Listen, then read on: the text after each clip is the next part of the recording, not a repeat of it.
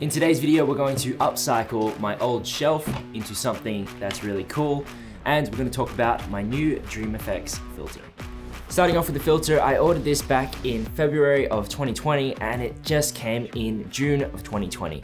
Now this did take a little longer because I ordered it on pre-order, as well as everything that's going on in the world just took a little longer in the mail. Nonetheless, I'm super happy that it's now in my hands and I get to use it. And if you don't know what this filter is, essentially it's like a Tiffen Promist filter where it's going to bloom the highlights and soften your image to give you a more film-like feel and remove that digital sharpness.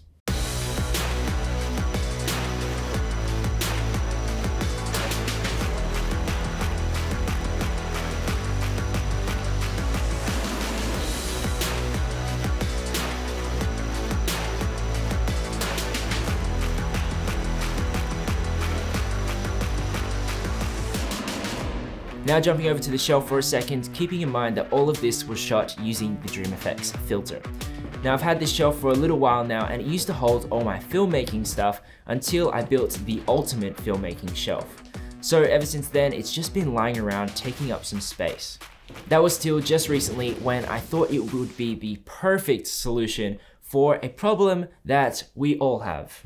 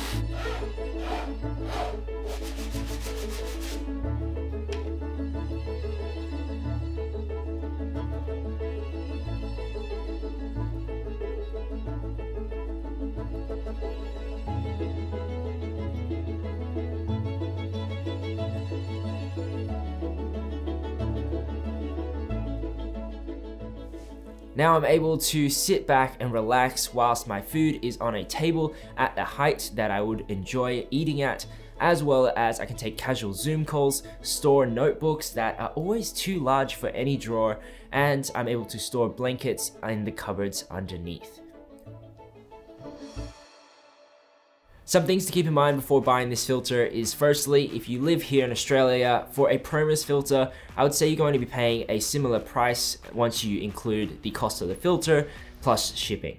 Now I personally decided just to get a Dream FX filter because I really like the guys over at Prism Lens FX and I follow buff nerds quite a lot on their YouTube channel, and I thought it was great to finally get a product that I would actually use. Secondly, if you don't have a matte box, you're going to be looking at getting the 77mm filter thread, which sucks if you do have a larger filter size like an 82mm, you're not going to be able to use the filter without using a step down ring, which may give you a bit of vignetting. Thirdly, in regards to intensity, this filter is pretty intense and definitely surprised me the first time I put it on my camera. I'd say compared to the Promist, it's going to sit around the half diffusion mark.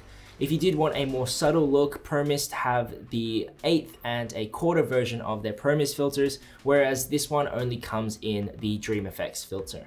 As you saw in some of the sample footage, it looked awesome in some shots, whereas some other ones kind of just looked okay. So it's definitely a filter. I would just pick and choose what I want to shoot in it. I don't think I would keep it on my camera full time. Fourthly, taking a look at the actual filter, it only says Prism Lens FX on the side. Obviously, it's not a bad thing, but if I was to pick both a UV filter up and the Dream Effects filter, I don't think I would notice the difference immediately. This one, if you look a little bit closer, it does have a little bit more specks on it, which does do the diffusion. But if I was to pick them up pretty quickly, I don't think I would know the difference. It would be cool to see Prism Lens FX do a colored version maybe of this ring, so that way it's going to be similar to, say, the Polar Pro filters, as they have their own customized ring. This may increase on price, but I think it would be great for identifying what filter you're putting on.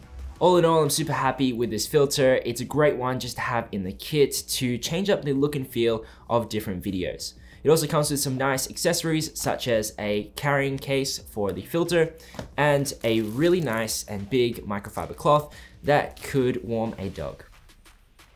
Anyways, that's it for this video. Thanks for watching. If you want to check out a great movie, check out The Five Bloods on Netflix by Spike Lee, and I'll see you in the next one. Bye.